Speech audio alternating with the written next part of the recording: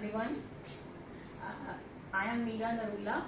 मैं आपके लिए उन बच्चों के लिए इंग्लिश की क्लासेस शुरू कर रही हूँ जिनके लिए इंग्लिश सीखना बहुत मुश्किल काम है, जो समझते हैं कि इंग्लिश बहुत मुश्किल लैंग्वेज है। तो सबसे पहले मैं आपको बताऊंगी कि अगर आपने कोई भी लैंग्वेज सीखनी है तो उसके लिए आपको कौन सी स्किल्स चाहिए। अब इंग्लिश हमें क्यों मुश्किल लगती है कि ये हमारी वर्नाकुलर लैंग्वेज नहीं है। वर्नाकुलर लैंग्वेज मीन्स वो लैंग्वेज जो आपके आसपास, आपके एरिया में, आपके कंट्री में बोली जाती है। लेकिन इंग्लिश एक फॉरेन लैंग्वेज है, इसलिए बच्चों को मुश्किल लगती है। तो आपने कोई भी लैंग्वेज सीखनी है तो सबसे पहले आपको ये जानना पड़ेगा कि किसी भी लैंग्वेज को सीखने के लिए देयर आर 4 स्किल्स। तो वो स्किल्स हैं, सबसे पहले है लिसनिंग,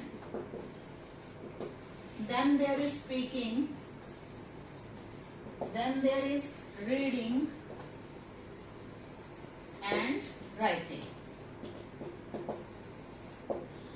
अब इसमें से मैं आपको बताऊंगी कि इसमें से 2 स्किल्स ऐसी हैं जो कि रिसेप्टिव स्किल्स हैं और 2 स्किल ऐसी हैं जो कि प्रोडक्टिव हैं।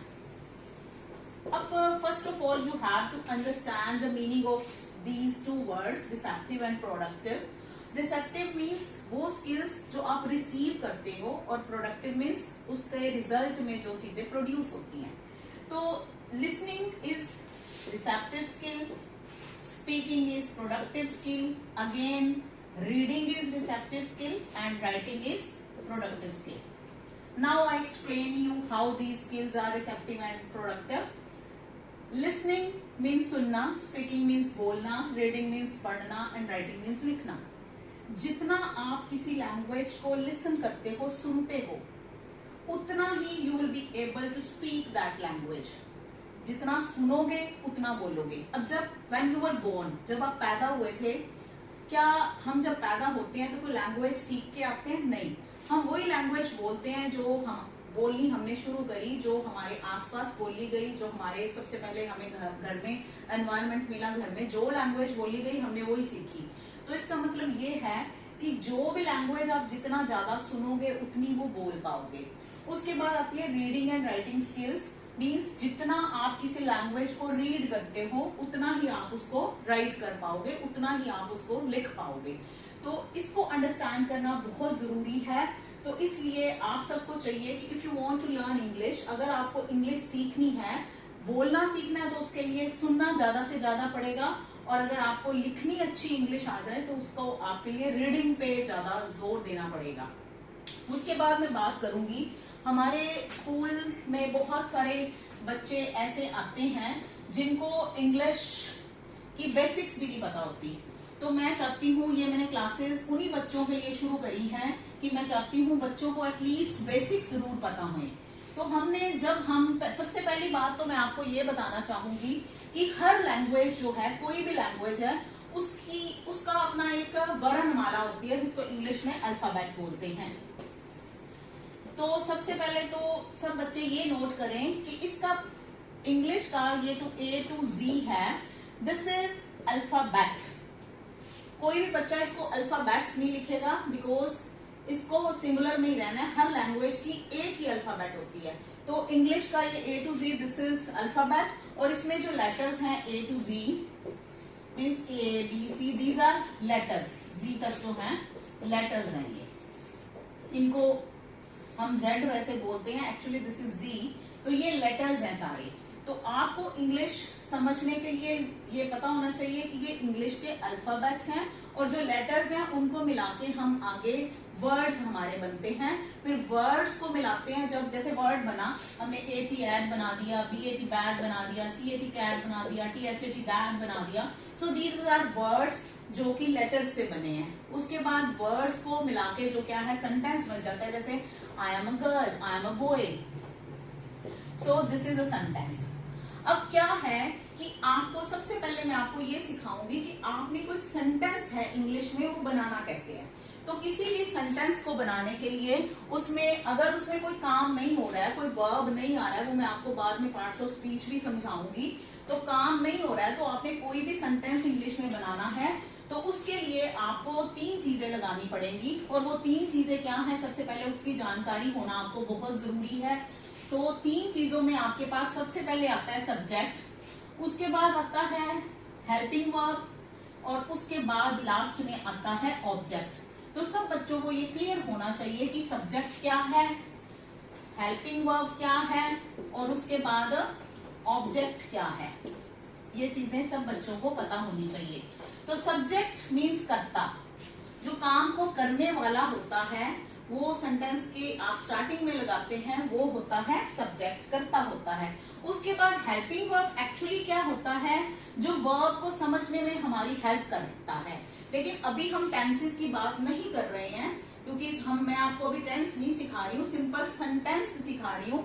तो उसके लिए जो इज एम आर है, is am are, was, were, has, have, had, so these are actually, इनको हम हेल्पिंग वर्ब भी बोलते हैं। बट जब हमारे पास वर्ब ही नहीं आया तो हम इसके लिए वर्ड यूज करेंगे linking words. So these are linking words. Subject और ऑब्जेक्ट के बीच में एक वर्ड है and that is linking word. तो ऑब्जेक्ट क्या होता है, ऑब्जेक्ट को हिंदी में कर्म बोलते हैं। कर्म का मतलब है कि अब सब्जेक्ट आपका कोई भी काम करेगा तो उसका प्रभाव जिस पे पड़ेगा उसको ऑब्जेक्ट बोलते हैं। अब इसका एक रूल है, सब्जेक्ट प्लस इसको आप लिंकिंग वर्ड बोलो देन ऑब्जेक्ट। जैसे मैं एक लड़का हूं। अब हिंदी या पंजाबी लैंग्वेज में क्या रहता है कि सबसे पहले कर्ता आता है, उसके बाद आपके पास कर्म आता है, फिर आपका जो लिंकिंग वर्ड है वो रहता है। लेकिन इंग्लिश में ऐसे नहीं होता है। इंग्लिश में क्या रहेगा, सबसे पहले कर्ता आएगा, एंड में ऑब्जेक्ट जाएगा कर्म, उसके बाद आपका लिंकिंग वर्ड आएगा जिसको कि आप हेल्पिंग वर्ब भी बोलते हैं। तो जब भी आपने बनाना है सेंटेंस कोई इंग्लिश में, तो उसके लिए आपको ये रूल को फॉलो करना पड़ेगा कि कैसे आपने कोई सेंटेंस बनाना है। तो जैसे मैंने ये लिखा, मैं एक लड़का हूं, तो पहले आप मैं की इंग्लिश लिखोगे आई। अब उसके बाद आता है हूं की इंग्लिश क्या है, तो दैट इज आई के साथ एम लगता है। उसके बाद लड़का इज ऑब्जेक्ट, तो लड़के की इंग्लिश बॉय। अब ये सब जितने भी मैंने यहाँ पे लिंकिंग वर्ड्स लिखे हैं, मैं इनके आपको मीनिंग भी बताऊंगी। है, इज मीन्स है, एम इज अगेन है, बट ये सिर्फ आई के साथ यूज होता है। इज है, पर ये हमेशा सिंगुलर के साथ यूज होता है। सिंगुलर मीन्स एक वचन। उसके बाद आर मीन्स है, मतलब प्लूरल के साथ ज्यादा।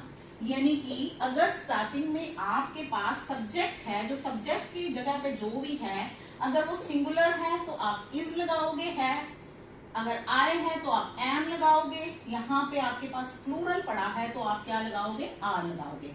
उसके बाद वाज और वर आ जाते हैं। वॉज इज फॉर था, वर इज फॉर थी, सॉरी वर इज फॉर थे, यानी कि was is for singular and were is for you and plural. अब मैंने यू एंड प्लूरल क्यों लिखा है, क्योंकि यू सिंगुलर भी होता है। अगर मैंने एक बच्चे को आपको कहना है तो मैं तो भी यू कहूंगी, इफ सारी क्लास को मैंने एड्रेस करना है तो भी मैं आपको यू कहूंगी। तो इसलिए मैंने ये स्पेशली मेंशन किया है कि वर जो है वो यू के साथ भी लगता है और प्लूरल के साथ भी लगता है जब था और थी आएंगे। उसके बाद नेक्स्ट अपना लिंकिंग वर्ड आ जाता है हैज और हैव। हैज और हैव का यूज आप तब करोगे जब आपके पास कोई चीज है। तो पास कोई चीज होने के लिए सिंगुलर, अगर आपके पास सब्जेक्ट सिंगुलर है तो आप उसके साथ हैज लगाओगे, और अगर आपका सब्जेक्ट आई है, अब आई वैसे तो सिंगुलर है लेकिन आई के साथ हैव जाता है, आई है, यू है एंड प्लूरल है, इन तीनों के साथ आपने हैव लगाना है अगर आपके पास कोई चीज है।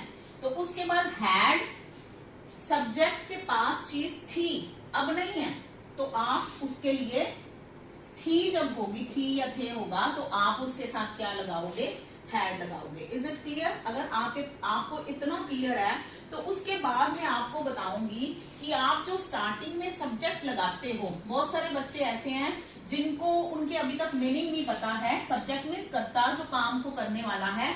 तो सबसे पहले जो बिगिनर हैं उनको सब्जेक्ट के जो हिंदी में मीनिंग है वो जरूर क्लियर होने चाहिए कि हिंदी में उनके क्या मीनिंग है।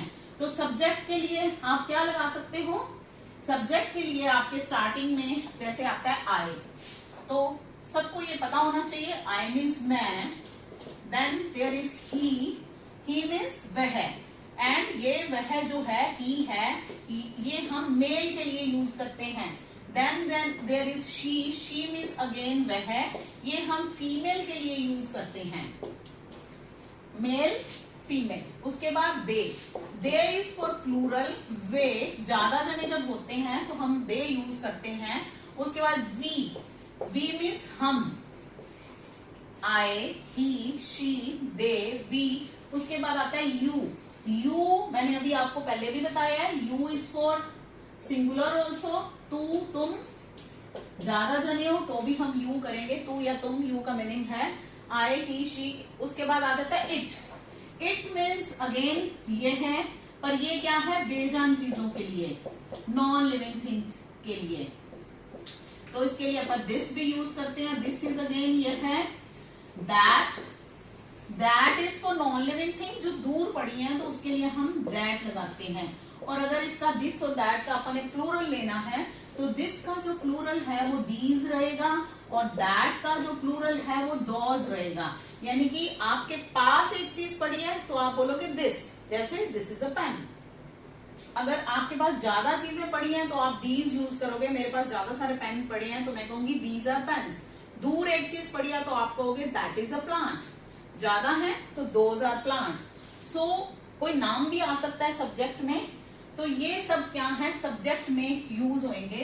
तो इन सब के आपको पंजाबी में या हिंदी में जो भी आपकी वर्नाकुलर लैंग्वेज है उसमें आपको मीनिंग जरूर पता होने चाहिए। आज अभी आप इतना ही लर्न करो, फिर नेक्स्ट जो मेरी क्लास होगी उसमें मैं आपको ये हम सारे जो लिंकिंग वर्ड्स हैं उनका यूज करना सिखाऊंगी। Thank you.